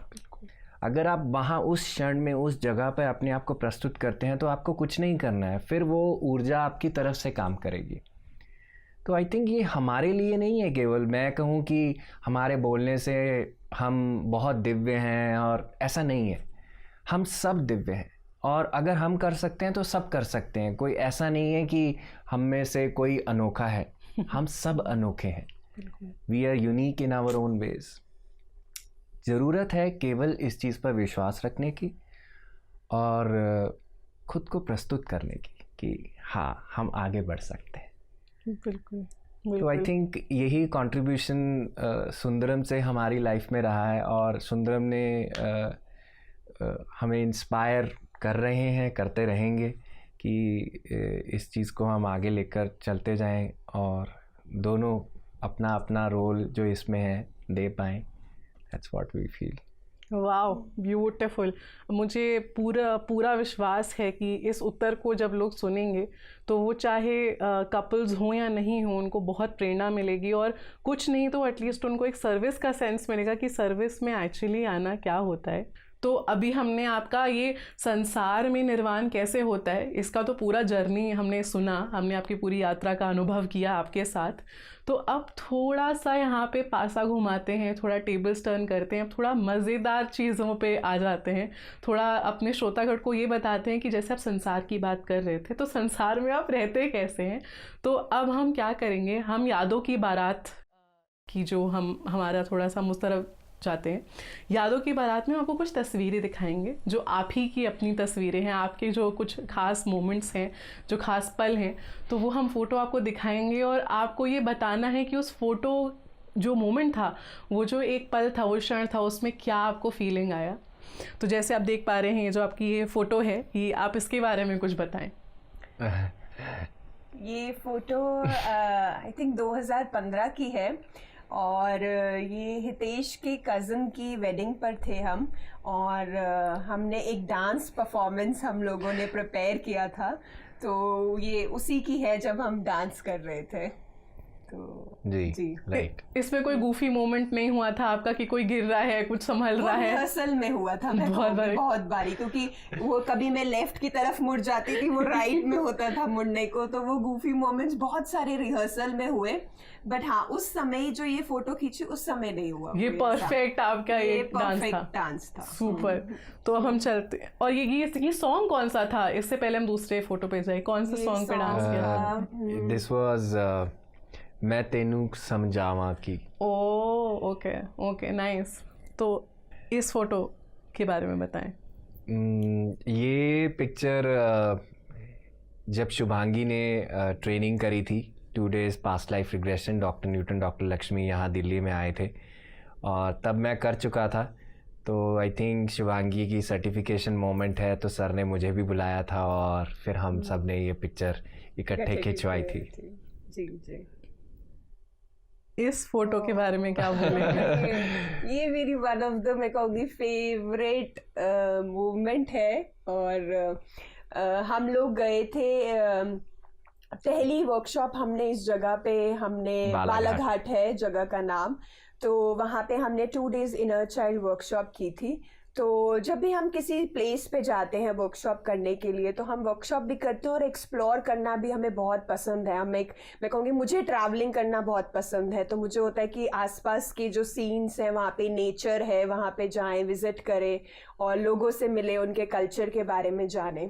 तो जो फिर हम वहाँ पे कोई वर्कशॉप के बाद हमें इस जगह पर लेके गया था। ये एक मंदिर था, धनेंद्र है जो हमें लेकर गए। यहाँ एक मंदिर था, और ये मंदिर मैं कहूँगी बिल्कुल नदी के तट पर बना हुआ है, और बहुत जंगल है, फॉरेस्ट है। बालाघाट अगर आपने कभी गए हो तो it's like when you see from the top, like अगर आप ऊपर का व्यू लेंगे तो वो it's like a green carpet, पूरा ग्रीन है, आपको कहीं सॉइल नहीं दिखता, जस्ट ग्रीन दिखता है, बहुत ग्रीनरी है वहाँ पर। और हम जब वहाँ पर गए और हम उस मंदिर की परिक्रमा जैसे चक्कर लगाते हैं, और जैसे ही हम चक्कर लगा कर आए तो हमने वहाँ पे गौशाला देखा कि गौशाला 2-3 गायें थी वहाँ पर बंधी हुई थी, और ये छोटा सा वहाँ पे काफ था बेबी का जो, और मुझे हुआ कि बस मुझे इससे मिलना है। और ये इतना कर रहा था कि वो खूंटे से बंधा हुआ था, बट वो पूरी कोशिश कर रहा था कि मैं आके मिलूं, मतलब इधर से मेरा वो पुल हो रहा था, उधर से उसका वो पुल हो रहा था, और हम उसको मिले। और इसको प्यार करना, मैं कहूँगी जैसे हितेश बोलते हैं कि मदरहुड को आपको एक्सपीरियंस करने के लिए ज़रूरी नहीं है कि बच्चा होगा आपका फिजिकली तो आप फील करोगे, बट जब मैं इसके साथ बैठी थी, या अगर आप किसी भी बच्चे के साथ या एनिमल्स के साथ, पशुओं के साथ या पौधों के साथ बैठते हैं और समय बिताते हैं, तो आप पूरी तरीके से वो मदरहुड का एक्सपीरियंस कर पाएंगे। तो इसके साथ जब मैं बैठी तो मुझे इतना इसको प्यार, वो भी प्यार दे रहा था, बट मेरे अंदर से इतना प्यार उसके लिए उमड़ रहा था, और उसको हमने सहलाया, उसके साथ हम बैठे, और ऐसा लग रहा था बस उसी के साथ ही हम बैठे रहे। बिल्कुल बिल्कुल, आई थिंक ये बहुत वेलकमिंग था ये, मतलब कि एक तो होता है प्यार देना, पर प्यार देने के बाद प्यार लेने वाला भी कोई होना चाहिए। और मेरे ख्याल से एक बार नहीं, फिर हम अगले दिन हमें जाना था, तो हम फ्लाइट लेने से पहले भी इसको वापस से मिलकर आए। इतनी बारिश हो रही थी उस बहुत टाइम तेज पर, बारिश हो रही थी बट उस हम दिन। दोनों की इंस्टेंट आया। जैसे ही वर्कशॉप खत्म हुई, मैंने हितेश को तरफ देखा, और हितेश और हम दोनों ने इकट्ठे ये बात बोली कि मुझे वो दोबारा से उससे मिलना है। तो फिर हम, मुझे अभी भी याद है, हम ऑटो करके, बारिश हो रही थी, फ्लाइट, क्योंकि वहां से नागपुर भी 4 आवर्स की जर्नी है बाय रोड, फिर हम फ्लाइट लेते हैं। तो बट फिर हम सेकंड डे भी इससे मिलने गए, इसको बहुत सारा हमने प्यार करा और उसके साथ बैठे, और फिर हम वापस आए थे। ब्यूटीफुल, बहुत ही सुंदर। इस फोटो के बारे में क्या कहेंगे? ये आई गेस हमारी फोटो है 2018 महायोग ध्यान कुंभ, ऋषिकेश। तो सर के साथ हमने फ़ोटो खिंचवाई थी। सर बस जा रहे थे, तो हमने सर को कहा कि सर एक पिक्चर, तो बस सर वहीं रुक गए और हमारे साथ फिर सर ने फ़ोटो खिंचवाई। ओके, ये फोटो मेरी पर्सनल फेवरेट है, अदर देन वो जो बछड़े के साथ आपका फोटो है। मुझे ये दोनों फोटो बहुत पसंद है। इस फोटो के बारे में आपका क्या कहना है? ये ट्रेनिंग प्रोग्राम जहाँ पे हम डॉक्टर न्यूटन, डॉक्टर लक्ष्मी के वहाँ पर गए हुए थे, हम हैदराबाद लाइफ यूनिवर्सिटी में, और 6 डेज रेजिडेंशियल वर्कशॉप की बात है ये। तब वर्कशॉप चल रही थी, आई थिंक ब्रेक का टाइम था। ब्रेक थी। तो वहाँ पे जैसे नेचर बहुत है, तो वहाँ पे जैसे मेरे को फूल तोड़ना पसंद नहीं है, बट अगर फूल नीचे गिरा हो तो मैं ज़रूर उसको उठाकर या कहीं अपनी बुक में या तो अपने बालों में लगाती हूँ। तो आई थिंक मैंने वो लगाया हुआ था, शायद वो हिल गया था या कुछ टेढ़ा हो गया था, तो हितेश उसको ठीक कर रहे थे। तो किसी पार्टिसिपेंट ने हमारी फोटो खींची थी। निहारिका ने ये फोटो खींची, और हमें नहीं पता था कि वो फोटो खींची, और उसने हमें बाद में ये फोटो भेजी थी कि आप लोग ऐसे कर रहे थे, मुझे बहुत अच्छा लग रहा था। तो हमने कहा अच्छा, तब की है ये। Wow, okay. तो हमें अब जैसे हमें आपकी ये सारी जो मोमेंट्स थे, जो फोटोज़ हमने देखे, हमें आपकी एक ये छोटी छोटी चीज़ें पता चली। अब थोड़ा सा टेस्ट का टाइम लेते हैं। एक रैपिड फायर के जैसे मैं आपसे क्वेश्चन पूछूंगी, तो आप दोनों एक दूसरे को कितना जानते हैं, कितना एक दूसरे को पहचानते हैं, हमें अब वो पता चलेगा। तो मैं आपसे क्वेश्चन पूछूंगी और फटाफट आपको आंसर देना होगा इसका। तो शुरू करते हैं। हितेश का फेवरेट गाना? हितेश के बहुत सारे फेवरेट गाने हैं, जैसा अभी हितेश ने बोला था कि तेनू समझावा, कि वो भी हितेश का one of the favourite song है जिसपे हमने डांस परफॉर्मेंस की थी। आप इस चीज़ से अग्री करते हैं? ऐसा ही है? Yes, I agree. और इसके साथ एक और सॉन्ग जो मुझे पसंद है वो है अखियों के झरोखों से। Okay, wow. आखिरी फिल्म जो आप दोनों ने साथ में देखी थी? आखिरी फिल्म जो हमने साथ में देखी थी तो अभी रिसेंट ही है, और नाम पिक्चरों के मैं भूल जाता हूँ पर वैसे हमने सोल मूवी भी देखी। यस, नहीं रिसेंटली। हाँ, ये मूवी, और तो सीरीज देख रहे हैं हम। आई थिंक सोल सोल देखी हमने Yes. साथ में, आखिरी मूवी सोल देखी है। अब ये क्वेश्चन एक्चुअली दोनों के लिए है, रैपिड फायर ही है, बट दोनों के लिए है। ये है कि 3 चीज़ें जो आपने अपने इस संबंध में, इस रिलेशनशिप में सीखी एक दूसरे से। तो आपने शुभांगी से क्या सीखा? तो मैंने शुभांगी से सीखा सेल्फलेस गिविंग, पहला, सबसे पहली चीज़। बिकॉज जिस प्रकार से ये मेरे भाई बहनों, जिस प्रकार से ये मेरे घर के सदस्यों को पूरे दिल से देती हैं और कैसे उनका ध्यान रखती हैं, तो दैट इज़ वन थिंग। और दूसरी चीज़ आई थिंक यही सबसे बड़ा मैं कहूँगा कि सबसे बड़ी स्ट्रेंथ, बाकी सब कुछ इसके बीच में आ जाता है जी। क्योंकि जिस भाव से ये दे पाती हैं, जिस प्योरिटी से, आई थिंक उस चीज़ को मतलब कि बयान नहीं किया जा सकता। तो और अगर मुझे कहीं कहना हो कि I think that is the only thing which I can put. There is so basically आपकी तीनों चीज़ों में एक ही में सारा आंसर आ गया आपका। giving. बिल्कुल। और आप अगर 3 चीज़ें बताना चाहें हितेश के बारे में तो आप क्या बोलेंगे? तो 3 चीज़ें हितेश के बारे में, पहली ये कि जैसे हितेश मेरा ध्यान रखते हैं कि कहीं ना कहीं मुझे लगता है कि मैं अपने आप को सेट बैक कर लेती हूँ आगे प्रायोरिटीज़ या काम को लेके, तो अपना ध्यान नहीं रखती। बट हितेश जितना मेरा ध्यान रखते हैं, आई थिंक मैं उतना अपने लिए, खुद के लिए अपना ध्यान नहीं रखती हूँ। तो हितेश को पूरा रहता है कि मैं ठीक से खा रही हूँ, मेरी डाइट सही चल रही है, मैं उतना सो रही हूँ जितना सोना चाहिए, कि ज़्यादा तो नहीं काम कर रही। तो वो मेक श्योर रहेंगे कि उनकी टू डू लिस्ट में रहता है ये प्रश्न पूछना कि अच्छा तुमने ये करा ना, ये खाया ना। तो मुझे लगता है वो जो केयरिंग उनकी नेचर है, और वो सबसे बड़ी बात है कि जैसे वो ध्यान रखते हैं सिर्फ मेरा नहीं, आसपास के लोगों का भी, और अपने परिवारजनों का, अपने दोस्तों का। तो वो बहुत एक मैं कहूँगी केयरिंग नेचर जो है हितेश की, वो है। और दूसरा मैं कहूँगी कि जैसे हितेश मुझे हेल्प करते हैं, मदद करते हैं, सिर्फ ये नहीं कि काम में, जैसे कि जो भी हम लाइफ कोच हैं, हम एक 24/7 एक दूसरे के साथ रहते हैं। मैं कहूँगी कि हम कहीं जाते भी हैं, ट्रैवल भी करते हैं, काम को लेकर भी। बट हितेश मुझे मदद करते हैं मेरे घर के कामों में भी, कि जैसे अगर मैं कहूँ कि मोस्टली रात का जो डिनर होता है हम दोनों इकट्ठे बनाते हैं, क्योंकि हितेश को लगता है कि ठीक है तुमने पूरा दिन दोनों मील्स अपने आप कर रहे हो, तो now I need to support you और बी विद यू।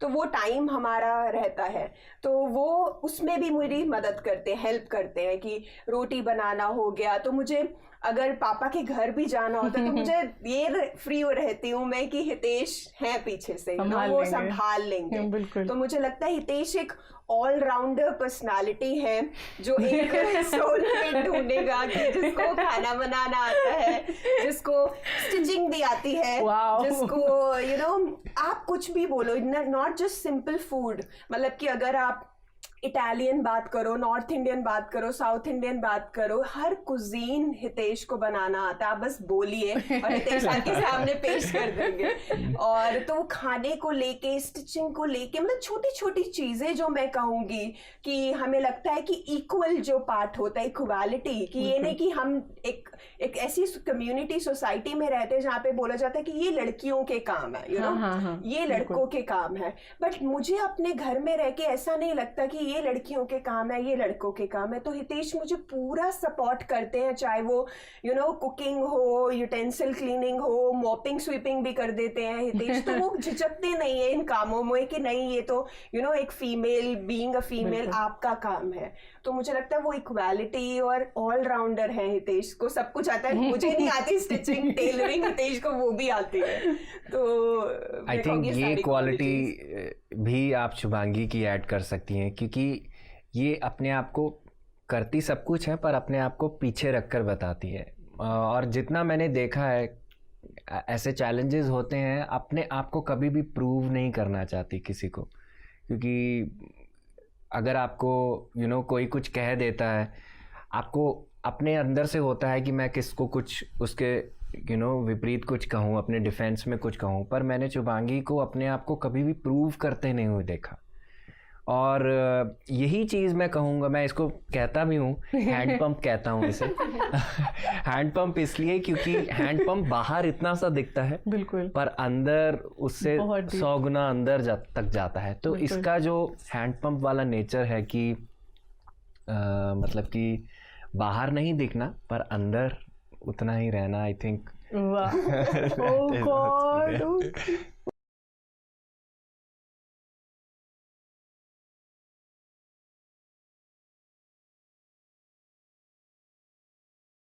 ओके, वाह, हम ये कर तो यहाँ पे हम रैपिड फायर रहे थे, लेकिन हम थोड़ा डीप में चले गए। बट आई थिंक यही मोमेंट्स होते हैं जो हमको चाहिए लोगों को समझाने के लिए, बताने के लिए कि एक्चुअलिटी क्या है।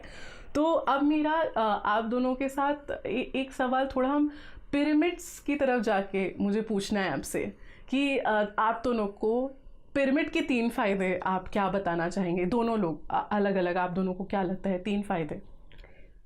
अगर मैं बोलूँ कि एज अ होम मेकर अगर मैं पिरामिड्स को यूज़ करती हूँ और कहाँ कहाँ यूज़ करती हूँ, तो सबसे पहले हमने जैसे एक्वागार्ड, हम जो पानी पीते हैं तो हमने उसके ऊपर रखा हुआ है, तो उससे आप बिल्कुल फील कर पाओगे पानी की प्योरिटी को भी। आप पहले पीते थे और बाद में पीते थे, तो वो भी आप एक्सपेरिमेंट करके लोग कर सकते हैं, तो हम उस पे मैं रखती हूँ।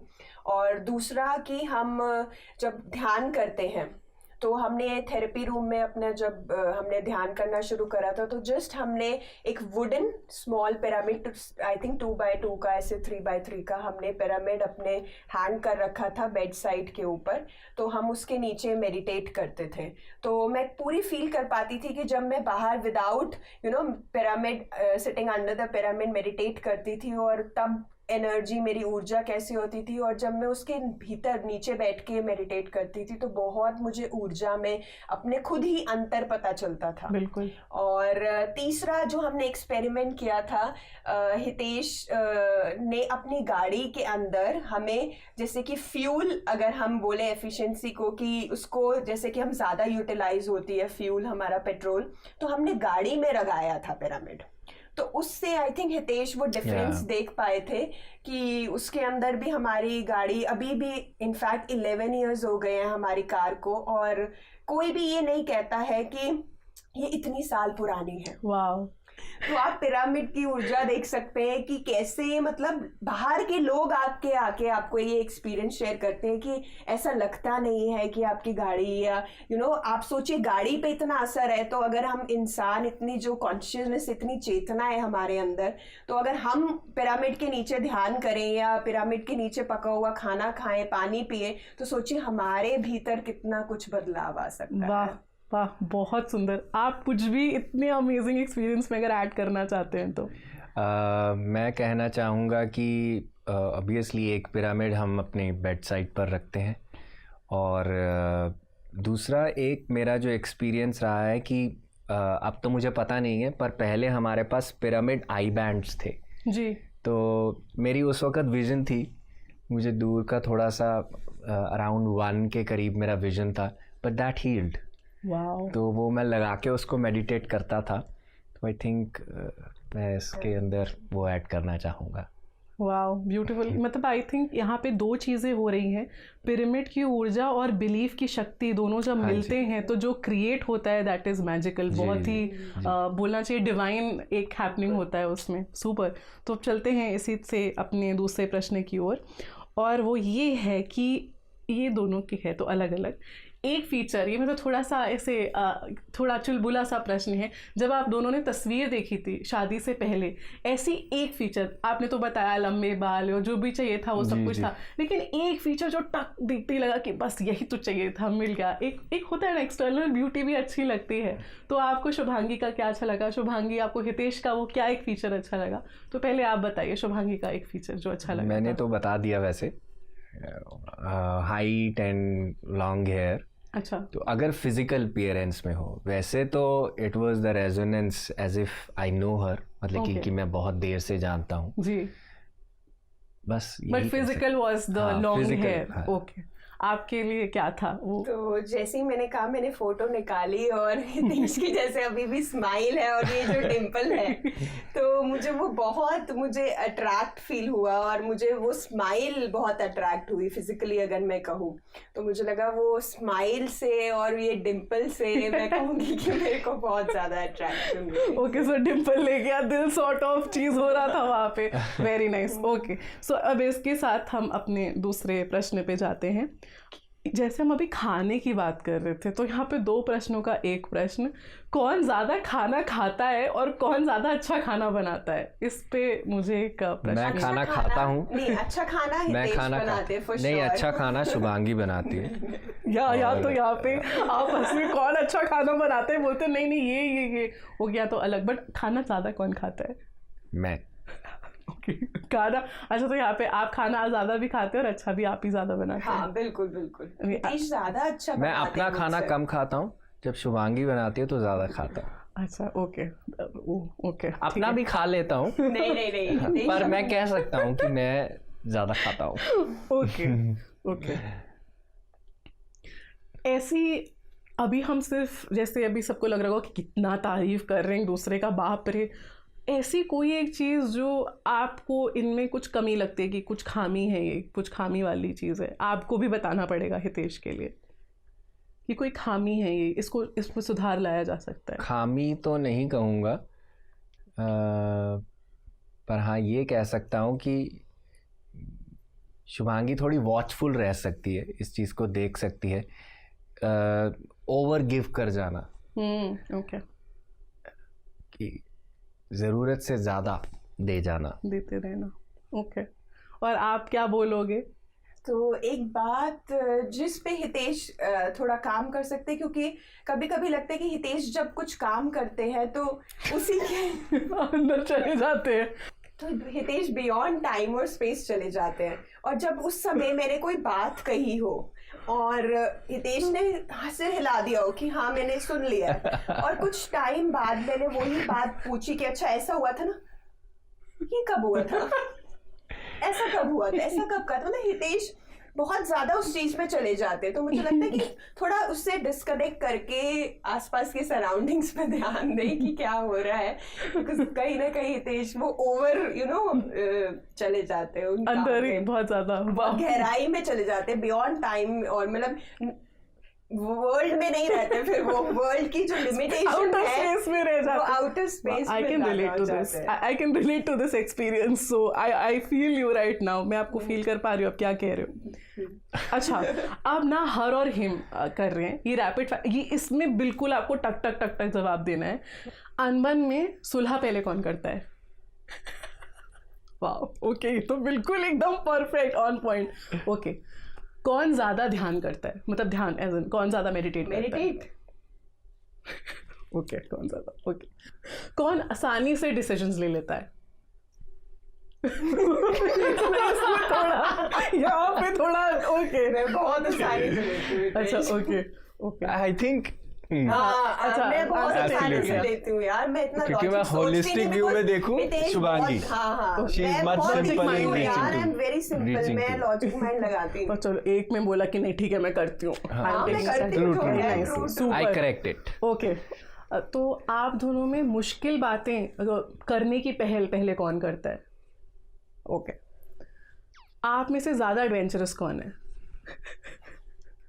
आप में से ज्यादा मजाकिया कौन है, ज्यादा अटखिलिया कौन करता है? ओके, लास्ट, आप दोनों में से ज्यादा रोमांटिक कौन है? Hitesh.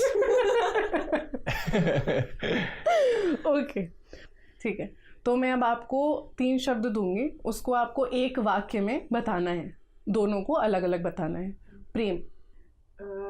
Love is eternal. Love is witnessing. Wow, okay, आपका दूसरा शब्द है अनबन। क्योंकि जीवन का ये भाग है, जीवन का पार्ट है। अनबन हमें प्रगति की ओर लेकर जाता है। और आपका आखिरी शब्द है करुणा, compassion. For me is animals. Wow, Compassion for me is allowance beautiful, to absorb someone. वाह। तो अब यहीं पे हमारा ये जो रैपिड फायर राउंड था उसको हम यहाँ पे विराम देते हैं, ख़त्म हो जाता है। और इससे पहले कि हम इस संसार में निर्वाण के अध्याय को यहाँ पे ख़त्म करें, उससे पहले मेरे 2 बहुत इम्पॉर्टेंट प्रश्न हैं आप दोनों के लिए, बहुत ही महत्वपूर्ण हैं। सबसे पहले ये कि आप दोनों ने ब्रह्म ऋषि सुभाष पत्री जी से क्या सीखा, क्या उनसे शिक्षा ली, क्या ऐसी चीज़ जो आपने उनसे सीखी? आई थिंक मेरे लिए तो मैं कहूँ कि सर एक बहुत परफेक्ट बैलेंस है संसार और निर्वाण का। तो जो संतुलन हमें सर से सीखने को मिलता है, और जिस प्रकार से सर अपना एक पाँव निर्वाण में रखते हैं और एक पाँव संसार में रखते हैं, तो वो सब कुछ कहता है। तो मेरे लिए तो सबसे बड़ी उनसे सीख यही है। और मैं कहूँगी सर के मिलने के बाद अगर सरलता, अगर किसी ने इस वर्ड को समझना है कि इसका महत्व क्या है, सरल, तो मैं कहूँगी वो पथरी सर है। अगर एक वर्ड में सर को देना चाहूँ तो वो है सरलता। तो हर चीज़ को जो वो बताते हैं इतने सरल रूप से और इतने साधारण उदाहरणों से आपको वो समझाएंगे, जीवन को लेके, किसी भी चीज को, निर्वाण को लेके या संसार को लेके मैं कहूँगी, तो वो बहुत सरलता से आपको सिखाते हैं। तो मैंने वो सरलता उनसे, मुझे लगता है जब भी मैं उनसे मिलती हूँ तो मैं एक सरलता को और गहरे स्तर पर लेकर जा रही हूँ। वाओ। तो सरलता मैं कहूँगी कि मैंने उनसे सीखा है। आई थिंक आप दोनों का उत्तर अपने आप में बहुत बैलेंस था, क्योंकि ये दो सबसे बड़ी क्वालिटीज़ हैं जो हम सबको ही अपने गुरु में, अपने बेस्ट फ्रेंड में देखते हैं। तो आप दोनों ने बेस्ट चीज़ उनकी बताई है, सो उसके लिए बहुत धन्यवाद। और आज का आखिरी सवाल, और जो अगेन बहुत महत्वपूर्ण है, कि आपने डॉक्टर न्यूटन और डॉक्टर लक्ष्मी से आपने क्या शिक्षा ली, क्या सीखा उन दोनों से? तो सर से जो सीखा है, डॉक्टर न्यूटन से जो सीखा है, वो है सर की प्रेजेंस, कि आप अपनी प्रेजेंस से कैसे सबको अपनी प्रेजेंस में खींच सकते हैं। और मैम का compassion, the way she hugs you, कैसे आपको गले लगाती हैं, कैसे आपकी आंखों में देखती हैं, कैसे आपका हाथ पकड़ती हैं, फिर चाहे एक वो इंसान है या वो एक जानवर है या मिट्टी है या एक कंकर भी है, जिस प्रकार से वो किसी चीज़ को पकड़ती हैं, तो उनमें वो मातृत्व जो दिखता है। तो ये दोनों से आई थिंक पितृत्व और मातृत्व की जो चीज़ें उन दोनों के अंदर दिखती हैं, वो ही सीखने वाली है। वाह, बहुत सुंदर। और आप क्या बोलोगे उन दोनों के लिए? जो मैंने सीखा है डॉक्टर न्यूटन से इतने सालों में, जब भी मैं उनसे मिलती हूँ, और मुझे लगता है कि एक जो प्यार का स्रोत्र है और जो एक अनकंडीशनल प्यार का स्रोत्र है, एक समुद्र के समान है कि वो बढ़ता ही रहता है। उनका जो प्यार है वो सिर्फ मेरे लिए नहीं, मैं जो उनको ज़िंदगी में जैसे वो जीते हैं, खाते हैं, पीते, हर इन छोटी छोटी जीव जंतु, प्लांट्स के बारे में जो वो प्यार देते हैं, वो बहुत, मैं कहूँगी एक समुद्र के समान है, कि एक ओशन ऑफ लव जिसको मैं कहूँगी, तो वो है डॉक्टर न्यूटन है। और डॉक्टर लक्ष्मी जो है, जैसे हितेश ने सही कहा कि कंपैशन, मैं भी इससे सहमति दूंगी कि करुणा जो उनके अंदर है वो बहुत ज़्यादा है। और डॉक्टर लक्ष्मी का जो मुझे और एक चीज़ जो बहुत खूबसूरत लगती है वो है ग्राउंडिंग की। बिल्कुल।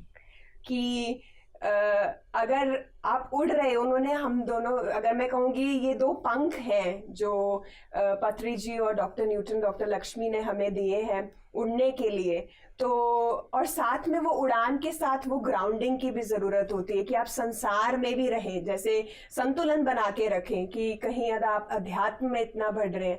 तो जो डॉक्टर लक्ष्मी है, तो उनके अंदर ये क्वालिटी है कि वो ग्राउंडिंग की, जो मैं कहूँगी कि अपने ज़मीन के साथ, अपने रूट्स के साथ जुड़े रहना और पैर ज़मीन पर रखना और आसमान में उड़ान भरना। तो मैं कहूँगी वो उनकी क्वालिटी बहुत अच्छी है डॉक्टर लक्ष्मी की, जो वो ग्राउंडिंग की है। आई थिंक दोनों हमें यही सिखाते हैं कि एक पंख से उड़ा नहीं जा सकता, तो दोनों पंख चाहिए। तो संसार निर्वाण दोनों उस पक्षी के पंख हैं। तो अगर आप एक पंख से उड़ने का प्रयास करोगे तो नहीं हो सकता। तो केवल निर्वाण नहीं, केवल संसार नहीं, निर्वाण के साथ संसार और संसार के साथ निर्वाण। वाह, ये तो एकदम हमें अपने इस अध्याय का जो है एक सार मिला है जैसे। तो ये एक बहुत ही हमारी खूबसूरत जर्नी रही आज, इस पूरे सत्र की, इस पूरे श्रृंखला की जो हमने शुरू करी है। तो अब हमने क्वेश्चन आंसर तो बहुत कर लिया, प्रश्नोत्तर हो गए। अब मैं, आप दोनों जाएं, हमसे विदा लें, उससे पहले मैं चाहती हूँ कि आप दोनों जो हमारे दर्शक हैं, जो हमारे श्रोतागण हैं, उनको अपना कुछ मैसेज दें एज अ कपल, कि आप क्या लोगों को बताना चाहते हैं, क्या वो सीख सकते हैं आपसे आज इस समय, इस मोमेंट में। हमसे तो ऐसे सीखने के लिए कुछ ज़्यादा है नहीं है, पर हाँ हम ये कह सकते हैं कि अपने जीवन को अगर हमें पूरी तरह से खुशहाल बनाना है, तो अपने जो निर्वाण का ज्ञान है हमारे पास, जो ज्ञान का समंदर है, जो हमारे पास ध्यान से आया है, जो किताबें पढ़ के, दूसरों के अनुभव सुन के आया है, तो उसे जीवन में उतारना बहुत ज़रूरी है। तो मेरा मैसेज तो केवल यही है कि असली ध्यानी वही होता है जो अपने ध्यान को अपने जीवन में जिए, क्योंकि जब तक हम अपने ध्यान को अपने जीवन में नहीं जी पाएंगे तब तक हमारा ध्यान भी अधूरा रहेगा और फिर इसी यात्रा के लिए हम बार बार आते रहेंगे। तो इसी जन्म में, इसी अवस्था में, इसी शरीर में हम ध्यान को अपने जीवन में जी सकते हैं और यही हमारी एनलाइटनमेंट है, यही हमारा आत्मबोध है। तो मेरा जो संदेश रहेगा कि जैसे एक, मैं कहूँगी कली है, एक फूल की जो कली होती है जब वो बंद होती है, तो मैं कहूँगी कि वो एक रूपक है संसार का, पर जब वो खिलती है तो वो रूपक बन जाती है निर्वाण का, जो वो अल्टीमेट पहुँच जाती है। तो मैं कहूँगी कि यही चीज़ है अध्यात्म, आपको वो खिलने में मदद करता है कि आप अपना ट्रू पोटेंशियल जो है उसको रियलाइज कर पाएँ और उसके थ्रू लोगों को हेल्प कर पाएँ। तो मैं कहूँगी यही संसार में निर्वाण है कि आप एक फूल के जैसे जब खिल जाते हैं और वही संसार को आपको एक ब्यूटीफुल संसार बना देता है, एक सेलिब्रेशन हो जाता है, तो वो अल्टीमेट है। तो वही है संसार में निर्वाण। आई थिंक जो अभी तक का हमारा ये पूरा जर्नी था मेरे लिए, इसमें मुझे बाकियों का तो पता नहीं, मैं बहुत कुछ आप दोनों से आज लेकर जा रही हूँ अपने साथ अपने घर। तो मैं चाहती हूँ कि जो मैं जैसे लेके जा रही हूँ, मैं ये वाइब्स में भी अगर किसी को दे पाऊँ कि जो आज मैंने सीखा, आई होप कि वो भी आपसे सीखा हो, उन्होंने वो लिया हो। सिर्फ ऐसा कपल नहीं, लेकिन आप दोनों इंडिविजुअली एक अपने आप में आप दोनों कितने खूबसूरत हैं।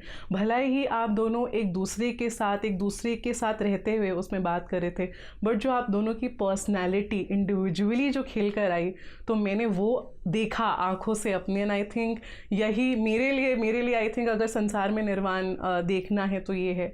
तो बहुत बहुत बहुत धन्यवाद आप दोनों का आज यहाँ पे हमारे बीच आने के लिए, हमारे साथ इतना अच्छा कॉन्वर्सेशन, इतना अच्छा वार्तालाप करने के लिए।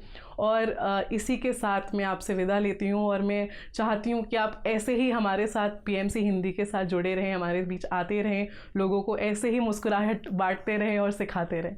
तो थैंक यू